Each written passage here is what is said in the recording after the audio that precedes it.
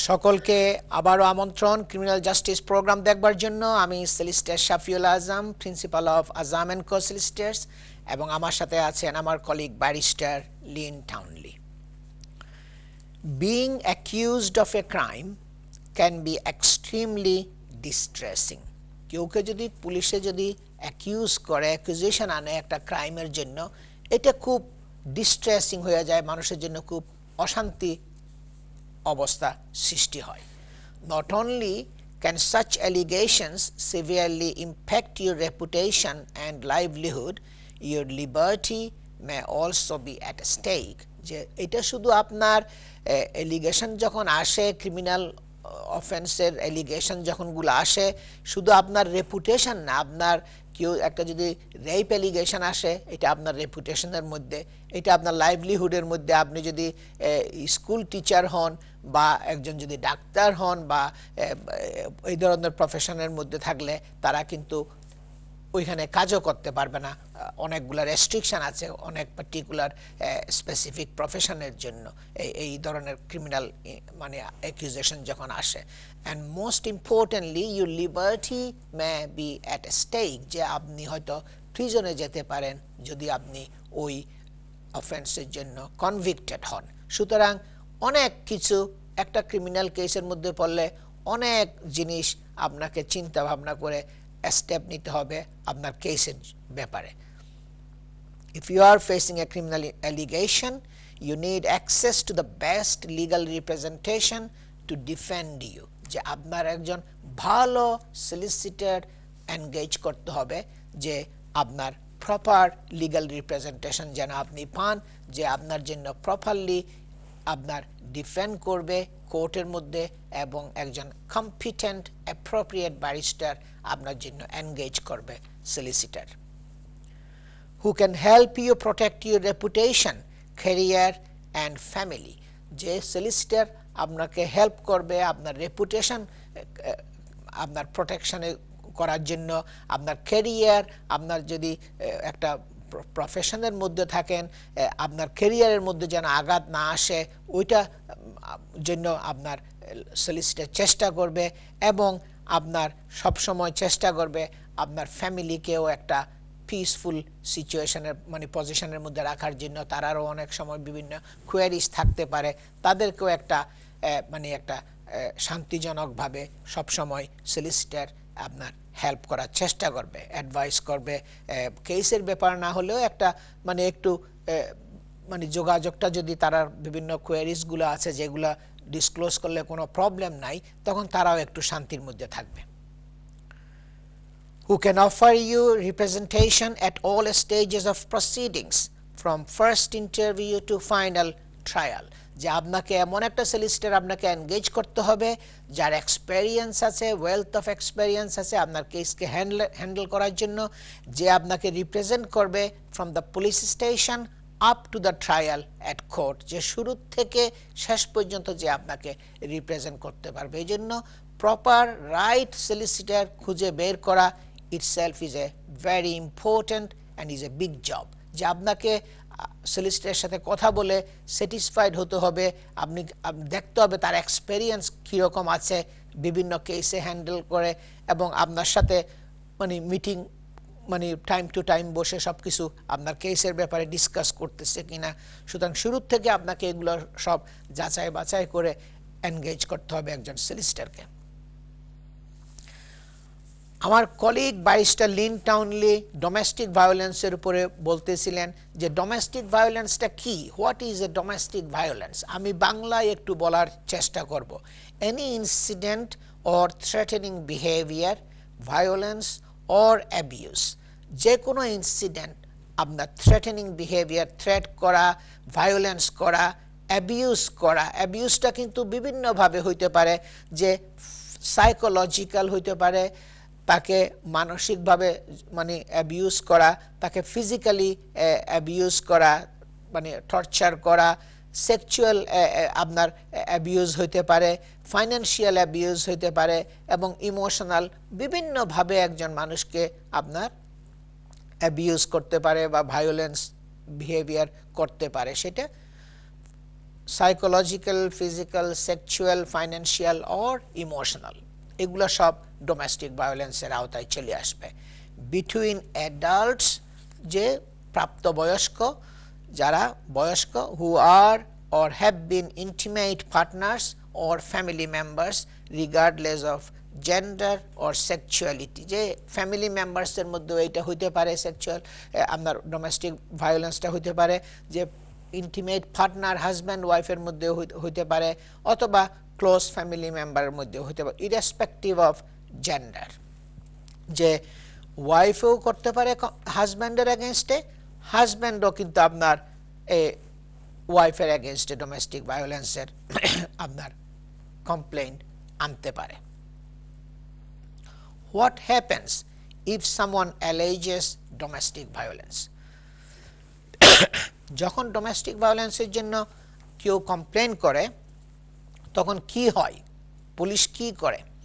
The CPS will decide whether to prosecute, যে crown prosecution service, যে আমার colleague যে ব্যারিস্টার লিন টাউনলি যিনি আছেন আমাদের সাথে আজকে, আপনি দেখতেছেন আমার হাফ অফ দ্য স্ক্রিন, ওনাকে দেখতেছেন, উনিও কিন্তু ক্রাউন প্রসিকিউশন সার্ভিসের সিনিয়র ক্রাউন প্রসিকিউটর ছিলেন, অ্যাডভোকেসি ম্যানেজার ছিলেন।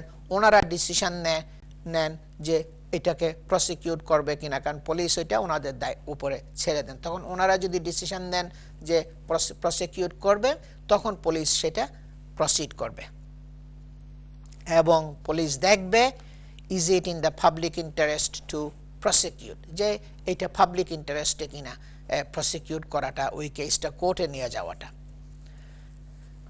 Examples of domestic violence offences অনেক ধরনের হইতে পারে। রেপ হইতে পারে, রেপও কিন্তু আপনার এই অফেন্সের আন্ডারে আসতে পারে।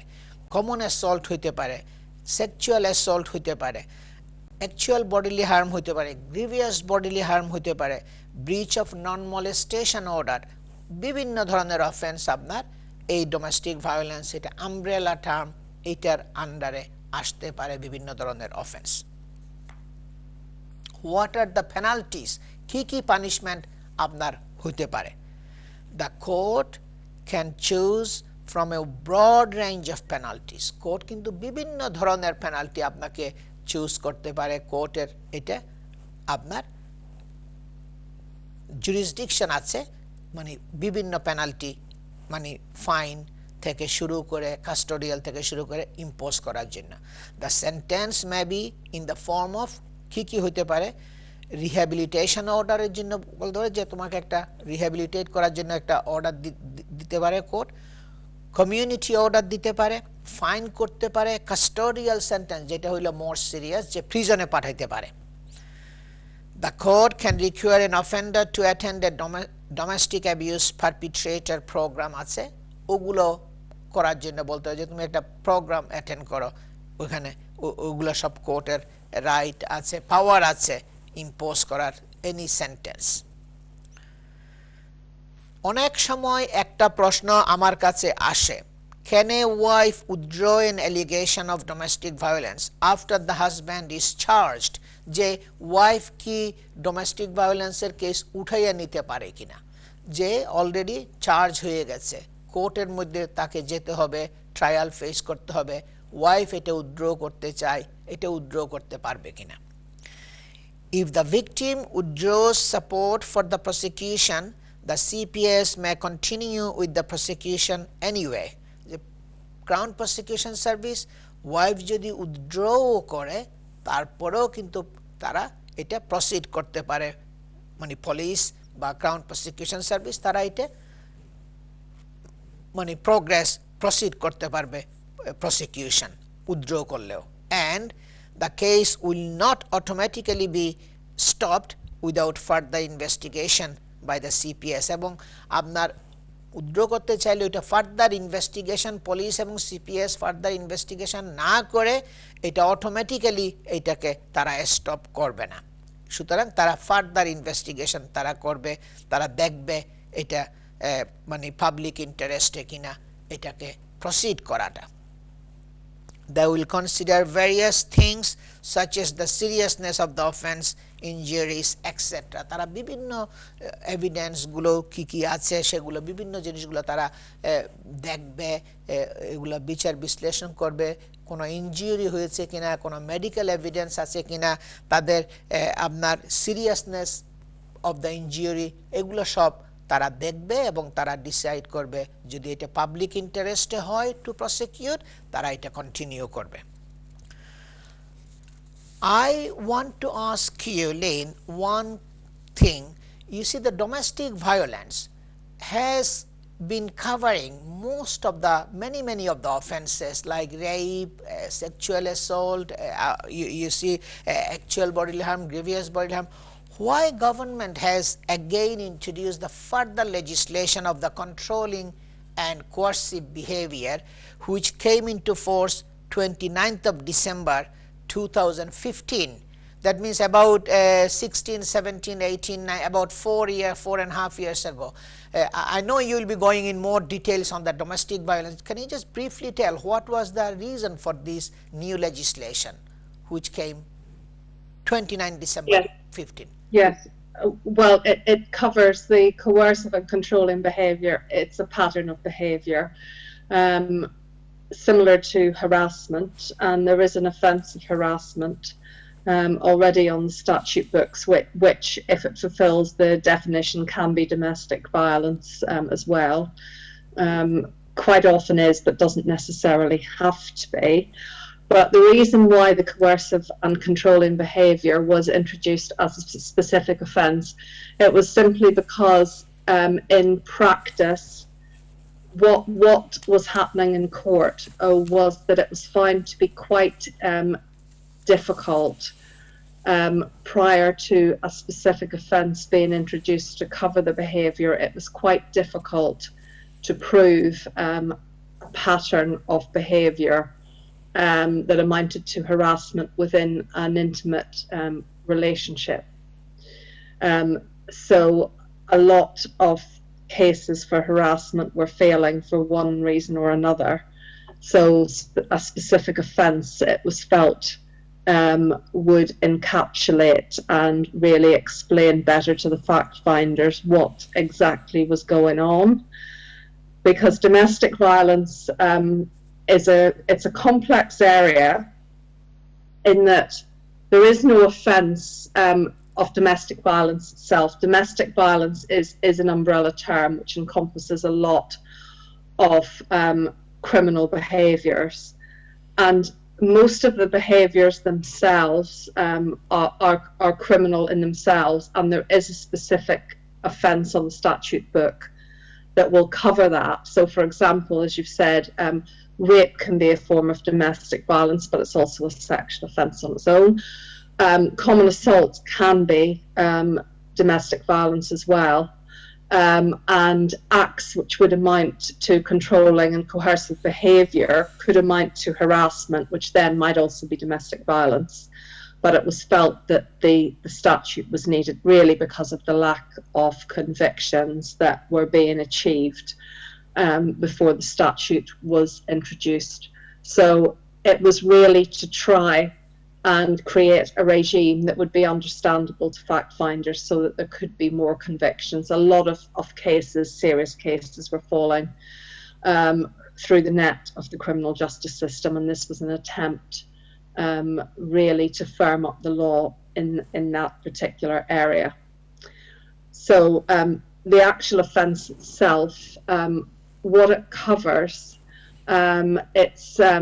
it's a repeated or continuous form of behaviour towards another person that seeks to be either controlling or coercive, and what that is I'll come to in a minute. And what brings it into the domestic violence field specifically is the statute says that when the behaviour takes place, the two individuals, so the perpetrator and the victim, have to have a personal connection. The behaviour also has to have a serious effect on the victim, and the perpetrator ought to have known that or knew that.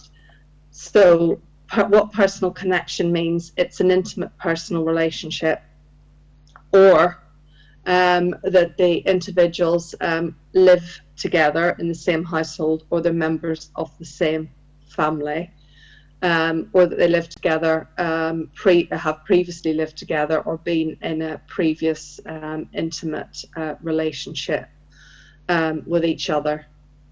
So in order for the offence to be committed, it has to have been done on at least 2 occasions, and it has to have caused the victim serious alarm or distress, and has had an adverse impact on their day-to-day activities. So what it covers, and this may come as a surprise to some, what actually this type of behaviour covers. It's not just actual physical violence, it goes further than that, because physical violence we already have criminal law to cover by way of assaults, and sexual violence we have criminal law to cover that. But what might actually be controlling or coercive behaviour that can, if all the elements are met, be criminal? It can be stopping someone socialising, that type of behaviour. It can be behaviour that causes a deterioration of someone's physical or mental health. It can also be behaviour that causes the individual to make a change in their routine.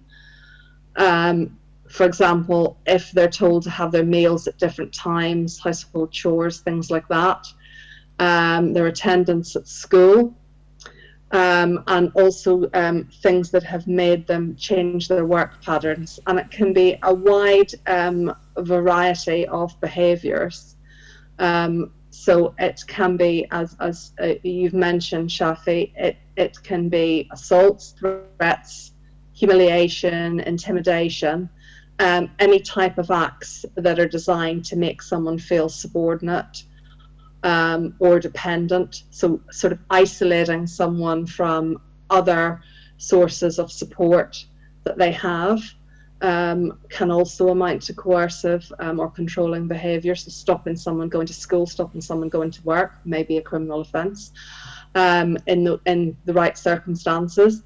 And also it can be financial as well. So for example, if someone had their wages removed from them as a way of controlling them, because it takes away financial independence, and if that continues and meets what's required to cross the threshold to be a criminal offence, that can be. And I think that might come as a surprise, but it's the context of the types of behaviour that may make it cross off and cross over and become a criminal offence, depending on what effect that has on the person, because that's what the statute requires, is the actual effect on the person. Also, so, can you yes. briefly outline the police CPS will go ahead with the prosecution if it is in the public interest? Just can you just explain it in a bit more detail, that one? Yes, it's very important, again, that individuals realise on what basis an offence is prosecuted. It's not actually in the interest of any individual. That is one aspect that is taken into account when a prosecution is being considered, and also when a prosecution is being ended for whatever reason, but it is not the sole reason.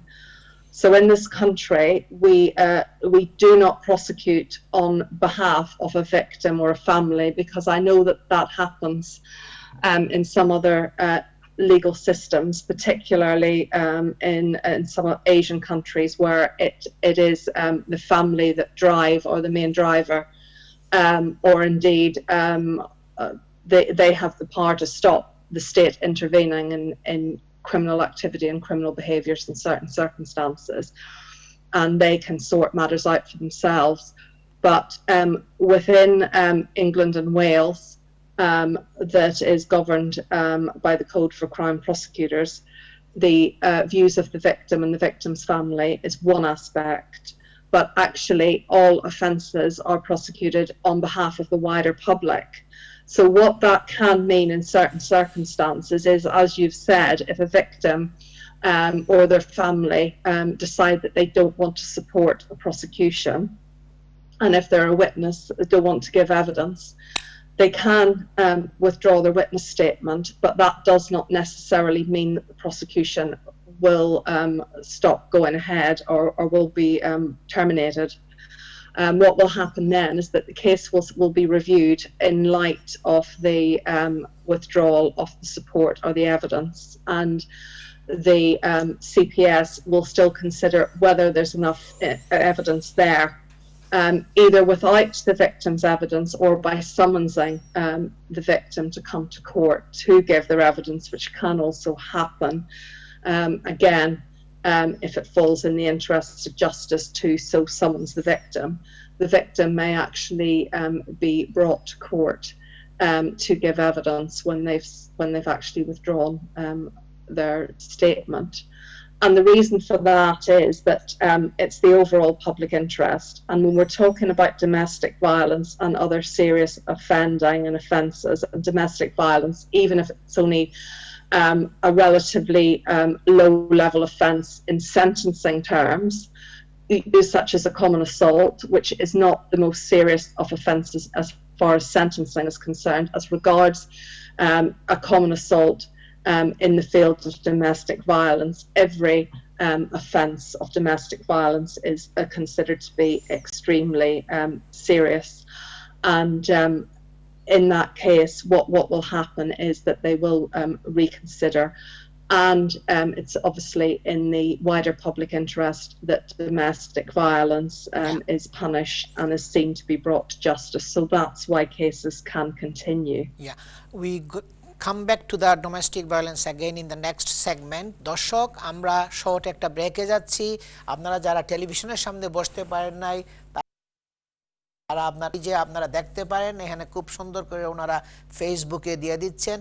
তাছাড়া NTV Europe player, যেটা NTV ইউরোপের যে সরাসরি সম্প্রচার page যেটা আছে, ওখানেও আপনারা মোবাইলের মধ্যে আপনাদের আজকের প্রোগ্রামটা দেখতে পারবেন।